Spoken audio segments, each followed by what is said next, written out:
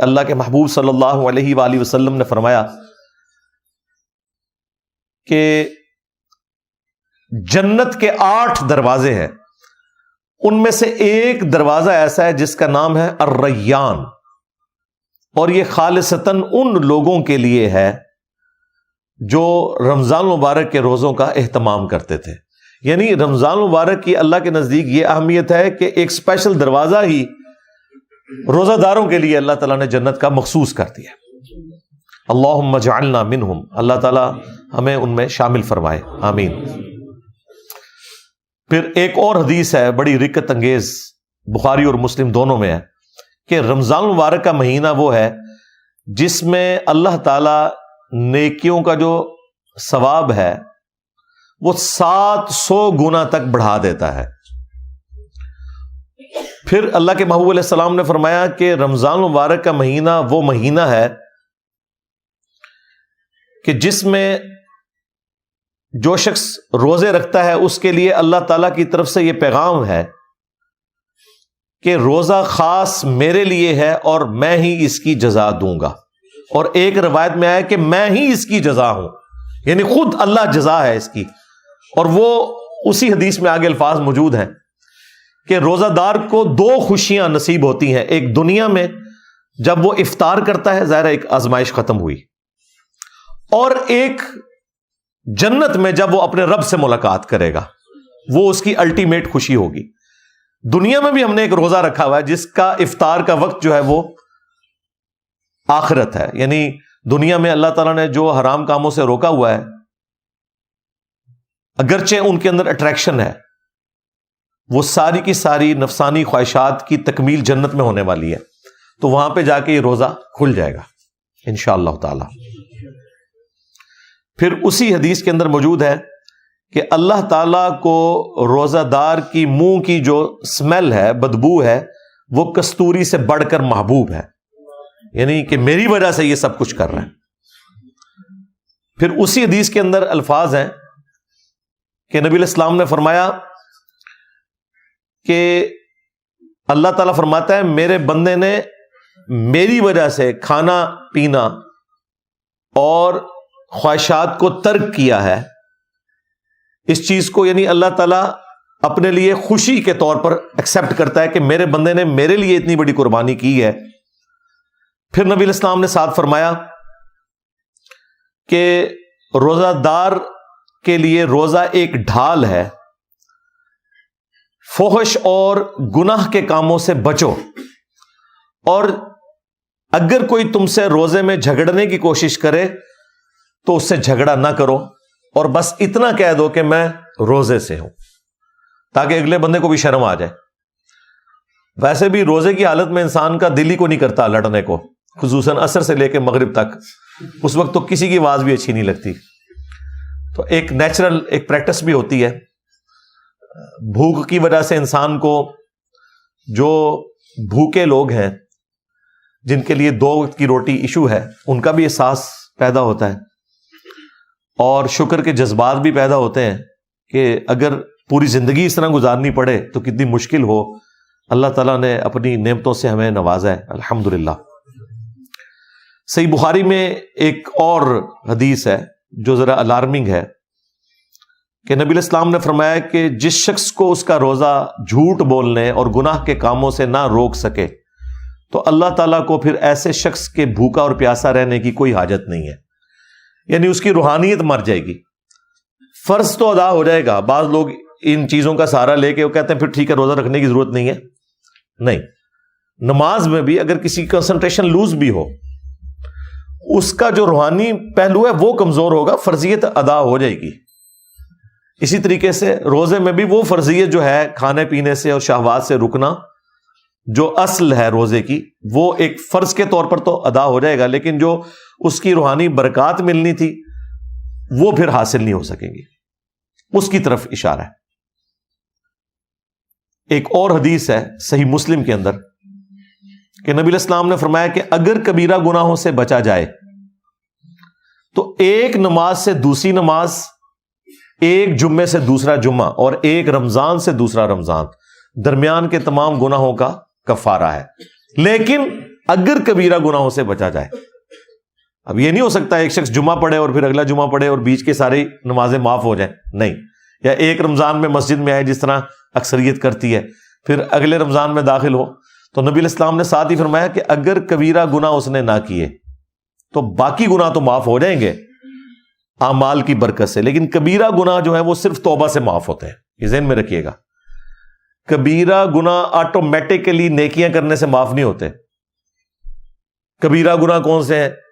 سب سے کبیرہ گناہ شرک, جھوٹ بولنا, وعدہ خلافی کرنا, غیبت کرنا, چغلی کھانا, جادو کرنا, ماں باپ کی نافرمانی, قتل ناحق. یہ سارے بڑے بڑے جتنے گناہ ہمارے علم میں یہ سب کے سب کبیرہ گناہ ہے. یہ تو نہ نمازیں پڑھنے سے معاف ہوں گے, نہ جمعہ پڑھنے سے معاف ہوں گے, اور نہ ہی یہ روزہ رکھنے سے معاف ہوں گے, بلکہ یہ معاف ہوں گے جب کوئی شخص توبہ کرے گا. پھر وہ معاف ایسے ہوں گے کہ سورۃ الفرقان میں اللہ تعالیٰ نے فرمایا 3 بڑے گناہوں کا ذکر کیا آیت نمبر 69 میں. شرک جو کائنات کا سب سے بڑا گناہ ہے, قتل ناحق جو حقوق العباد میں سب سے بڑا گناہ ہے, اور تیسرا بدکاری. ان 3 گناہوں کا ذکر کر کے اگلی آیت میں فرمایا 70 نمبر میں کہ اگر کوئی ان گناہوں سے بھی توبہ کر لے سچے دل سے تو نہ صرف ہم اس کے گناہوں کو معاف کر دیں گے بلکہ اس کے گناہوں کو نیکیوں سے بدل دیں گے.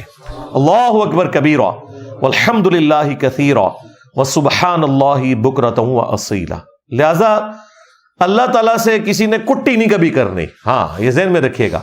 دیکھیں میرا کتنا اگریسو سٹائل ہے, میری آپ قرآن کلاسز دیکھیں تو آپ کو پھر پتہ چلتا ہے کہ اللہ تعالیٰ اپنے معاملات میں کتنا سخت ہے. اس کے باوجود ہم نے کبھی اس چیز کی ترغیب نہیں دلائی کہ کوئی شخص اللہ تعالیٰ سے اتنا ڈر جائے کہ وہ پھر یہ ڈیسائیڈ کر لے کہ ٹھیک ہے جی پھر مجھے کوئی نیکی کرنے کی ضرورت ہی نہیں ہے جب اللہ تعالیٰ اتنا سخت ہے. نہیں, سختی اس لیے بیان کی جاتی ہے کہ آپ اللہ تعالیٰ کی ہستی کے اعتبار سے بے فکرے نہ ہو جائیں.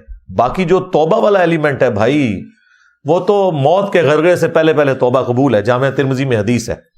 لیکن کسی کو یہ پتا تو نہیں کس وقت موت آ جائے, اس لیے پوری زندگی آپ نے اس طرح گزارنی ہے. وَلَا تَمُوتُنَّ إِلَّا وَأَنْتُمْ مُسْلِمُونَ, جو قرآن میں آیا, دیکھنا تمہیں موت نہ آئے مگر اس حال میں کہ تم تابع فرمان ہو کر مرنا.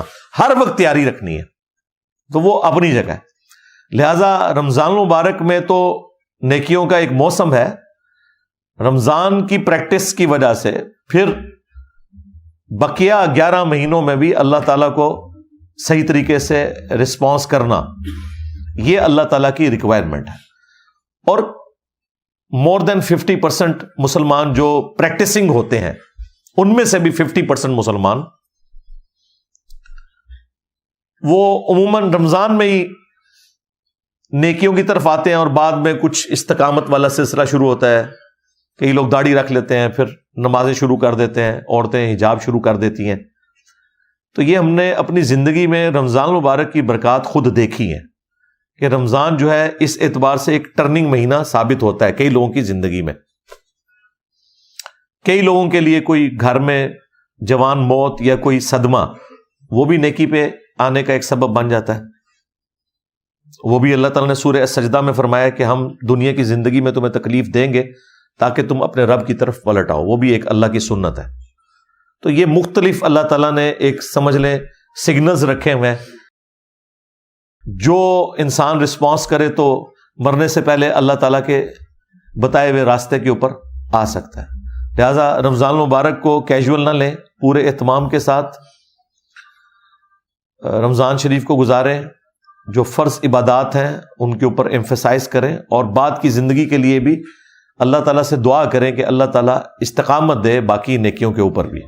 خصوصاً نماز کے معاملے میں بالکل جو ہے نا وہ 0 ٹالرنس ہے اللہ تعالیٰ کی, یہ ذہن میں رکھیے گا.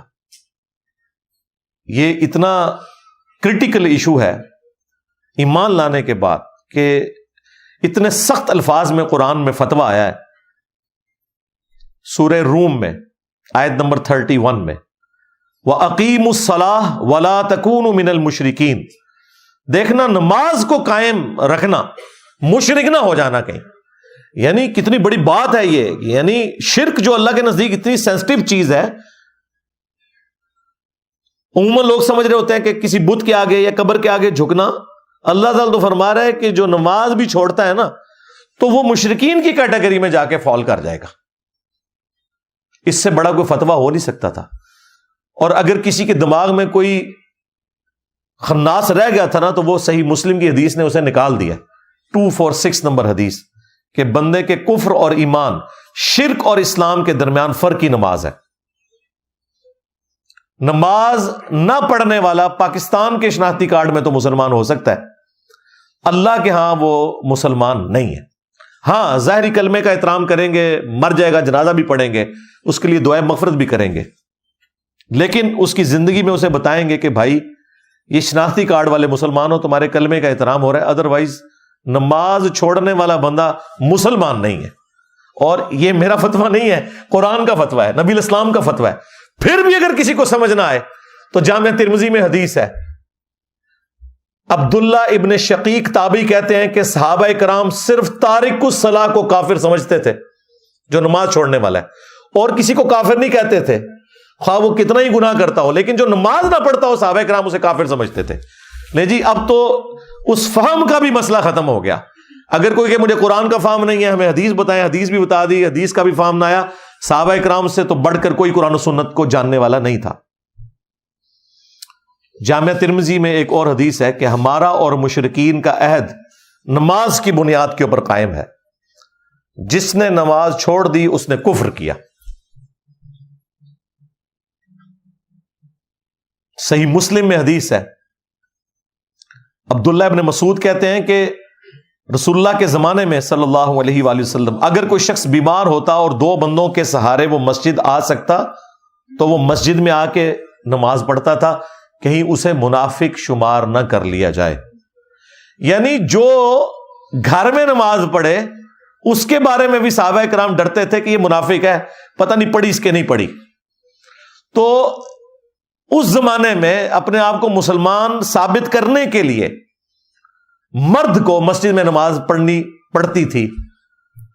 صحابہ کرام کو کیا پتا تھا کہ ان سے بھی بڑھ کے بھی عاشقان رسول آنے والے ہیں، انورٹڈ کامز میں نماز ایک بھی نہیں پڑھیں گے اور کہیں گے کہ غلامی رسول میں موت بھی قبول ہے،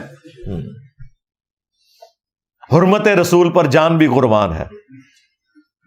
نعرے ایسے ماریں گے کہ میں تو کہتا ہوں جو پرانے مسلمان ہیں وہ بھی شرمندہ ہوتے ہوں گے کہ یار یہ تو ہمیں بھی پیچھے چھوڑ گئے. لیکن جب پریکٹیکلی باری آئے گی تو یہ حال ہے کہ نماز بھی نہیں پڑھیں گے. میلاد کے جلسے اٹینڈ کریں گے، صبح اٹھ کے فجر نہیں پڑھیں گے. میلاد کے دن کے جلوس اٹینڈ کریں گے، جب زور کی نماز کا وقت آئے گا لنگر لے کے گھر چلے جائیں گے. محرم کے جلوسوں میں عاشقان اہل بیت ہونے کا دعویٰ کریں گے، لیکن انہیں یہ نہیں پتا کہ مولا علی بھی نماز کے لیے جا رہے تھے تو شہید ہوئے. مولا حسین علیہ السلام بھی کربلا میں نماز کی حالت میں آپ کے اوپر تیر چلائے گئے. اور جب ظہرین کا وقت آئے گا تو آدھے سے زیادہ لوگ کہیں گے ساڑھے تھے کپڑے ہی پاک نہیں نے. تو میں اس پہ پھر جب مجھے غصہ آتا ہے میں کہتا ہوں یار تم اہل البیت کے ماننے والے ہو، اپنے آپ کو پاک ہی نہیں کر سکے. مسلمان اور پلید